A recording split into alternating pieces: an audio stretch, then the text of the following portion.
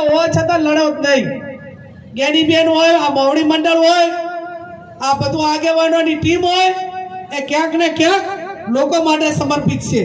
અને લોકો માટે સમર્પિત છે ત્યારે આવનાર સમયની અંદર મતદાન મથક સુધીની વ્યવસ્થાઓ, સારા માણસો કઈ રીતે ચૂંટણીની અંદર પંચાયતી રાજ હોય કે જાહેર જીવનમાં લાવવા માટે એને દબાણ કરીને પ્રયત્ન કરો. તો જો બનાસકાંઠા જિલ્લો આ કરતો હોય તો આવું ને આવું બીજે હોય તો બીજો જિલ્લો કરે કે ના કરે? મતદારો કરવા માટે તૈયાર છે, લોકો તૈયાર છે. ત્યારે આપ સૌને ફરી પણ બે હાથ જોડીને વિનંતી કરું, ચંદનજી ઘણું દુઃખ લાગ્યું છે, એકલા જવું પડે. હજી 2 વર્ષ તો શક્તિસિંહ ગોહિલ છે, પણ 2026 પછી તો હું એકલી આખા ગુજરાતમાંથી. જ્યાં લોકસભાની અંદર માર્ગદર્શનની જરૂર પડે, સિનિયર નેતાઓનું માર્ગદર્શન લઈશું. પણ ચંદનજી, આ પાટણની જનતાએ તમને ખોબલે ને ખોબલે વોટ આપ્યા છે. સદારામ બાપુના આશીર્વાદ સમગ્ર ટીમમાં સાહેબને બધે કોઈ કચાશ રાખી નથી, પણ થોડા માટે કરીને રહી ગયા છો. આ મેદાનમાંથી હટતા નહીં, લોકોના સુખ દુઃખમાં ભેગા રહેજો. દાડા કાલી દાતા રહે છે. અને બનાસકાંઠામાં તો હવે બદલા લેવાનું ચાલુ કર્યું છે.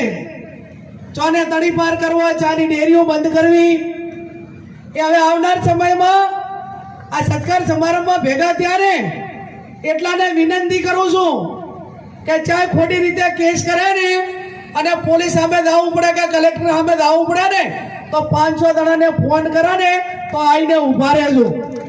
કાર્યકરોનું રક્ષણ હવે જરૂર કરવું ખૂબ જરૂરી છે.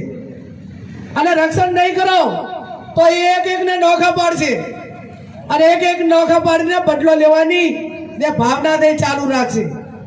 હું તમને એટલી વિનંતી કરું છું કે આપણા વ્યક્તિ ઉપર કોઈના ઉપર દારૂનો કેસ થાય કે આ ભાઈ દારૂ વેચે છે, તો જ્ઞાનીબેન ને ચંદનજી ને અમરતજી ને ભાજપના દારૂ વેચતા હોય ના નામ આલો. અમે કહે છો કે આનું બંધ કરાય છે તો આરે બંધ કરી દે છે. તમે નામ નથી આલતા, તમે પીઓ છો, અને એટલા માટે કરીને એને ખબર પડી છે લોકોને કે આપણે એના માટે ગમે એટલું કરશું ને તો યારે આપણો કઈ ફેર નહીં પાડે. ઇન્યાય તો જે ધંધો ના કરે ને નાદ મારો છે, તો પણ તમને શેની બીક લાગે ભાઈ? જેને સાહેબ ખોટું કરવું હોય ને, મારા બેટા દાડો હવારનો ઉગે અહીંયાથી ઓઘેતા સુધી ખોટું કરે અને આપણે દબાવવાનું કરે. હવે એનો અર્થ એ જ થયો કે આપણે ક્યાંક ને ક્યાંક એ ખોટું કરે છે એને રોકી નથી કહેતા, અને અથવા તો જે ખોટું કરવા માટે પ્રેરિત થયો છે એની વાત આપણે વહીવટી તંત્ર સુધી એ બોલા ભાજપનો પટ્ટો બાંધેલો હોય ને એ અધિકારીઓને એમ નથી કહેતા કે ભાઈ તું મારા ઉપર જેટલું કરવું એટલું કર, પણ ભેગા રૂડો ભાઈએ દારૂ વેચા થાય એનું ભેગું કર. રૂડો ભાઈ જેલમાં જાય હોય જેલમાં, અને ભાજપ વાળો જેલમાં જતો હોય તો આપણે એમાં કઈ ખોટું ખરું?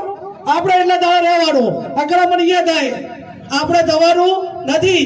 અને એટલા માટે કરીને ક્યાંક નાના મોટો સંઘર્ષ કરવો પડે ને તો સંઘર્ષ કરવો ખૂબ જરૂરી છે. અને આ એટલા બીકર છે તો સંઘર્ષ કરવાની ખબર પડી કે હવે આરે પૂરા મેદાને પડ્યા છે તો અડધા પાણી ના ફેંચી જાય. મને કહેજો આ સ્વરના પગ કાચા જ હોય, આખો દાડો હવાથી કરીને હાજ સુધી કરવું છે, અને કોકને અહીંયા કાચના ઘરમાં રહેવું અને પથ્થર મારવા, એટલે પછી એની સામે કહેવા વાળા નથી આટલું. અને અથવા તો અહીંયા સમજે કે આપણાથી બીએ છે, અથવા એમને કહેવાની તાકાત નથી, અથવા એમની સામે આપણે લડવાની તાકાત નથી. આ બધા સમયના સંજોગો જ્યારે આપણી સામે છે ત્યારે આવનાર સમયમાં ગાંધીજી એક હતા, આખો દેશ જોડાણો હતો. આપણું નેતૃત્વ, શિસ્ત નેતૃત્વ, અનેક આગેવાનો છે, એમના નેજા આપણે કામ કરવાનું છે. અને એટલા માટે કરીને તમામ પડકારો સામે જેમ બનાસકાંઠા જિલ્લો લડ્યો, જેમ પાટણ જિલ્લો લડ્યો, એમ સમગ્ર આખો રાજ્યમાં જે રીતે કોંગ્રેસ લડી છે એ આવનાર સમયની અંદર શક્તિસિંહજી ગોહિલ અને સમગ્ર આપણા આગેવાનોના નેતૃત્વ હેઠળ લડશે. ક્ષત્રિય સમાજનો આભાર માનો, બનાસકાંઠાની જનતાનો આભાર માનો, આપ સૌનો આભાર માનો. અને એટલો ચોક્કસ તમને ખાતરી આપું છું કે ચંદનજી ને અમરતજી તો છે જ, પણ જ્યાં જરૂર પડે ત્યાં પાડોશી ધર્મ નિભાવવામાં પણ ક્યાંય પીછેહટ નહીં કરીએ એ શબ્દ સાથે આપ સૌનો ખૂબ ખૂબ આભાર. ખૂબ ખૂબ આભાર. આપણા સંસદ સભ્યશ્રીએ વિસ્તૃત માર્ગદર્શન આપ્યું. હવે તમામને ખાસ વિનંતી, હવે આપણા સીડબ્લ્યુસી મેમ્બર, પૂર્વ પ્રદેશ પ્રમુખ અને પૂર્વ પાટણ સાંસદ આપણને માર્ગદર્શન આપશે. જગદીશભાઈ ઠાકોર, તમે મત આપજો. આ પરંપરા અમે તમારા ભેગા રહીને તમારા ગામોના વિકાસના કાર્યોમાં ક્યાંય તમને અન્યાય નહીં થવા દઈએ. ક્યાંય તમારો હક ઈચ્છો આવતો હશે તો હક ઈચ્છાની અંદર પણ ક્યાંય તમને જેઠુભા અન્યાય નહીં થવા દઈએ. આવું એ દિવસે વચન આપ્યું છે ને આજે પણ એ જ વચન આપું છું.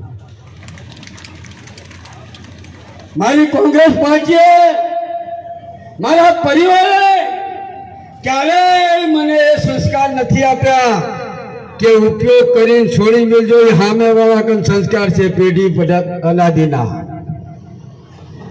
મારા પરિવારે, મારી કોંગ્રેસ પાર્ટીએ મને સંસ્કાર આપ્યા છે.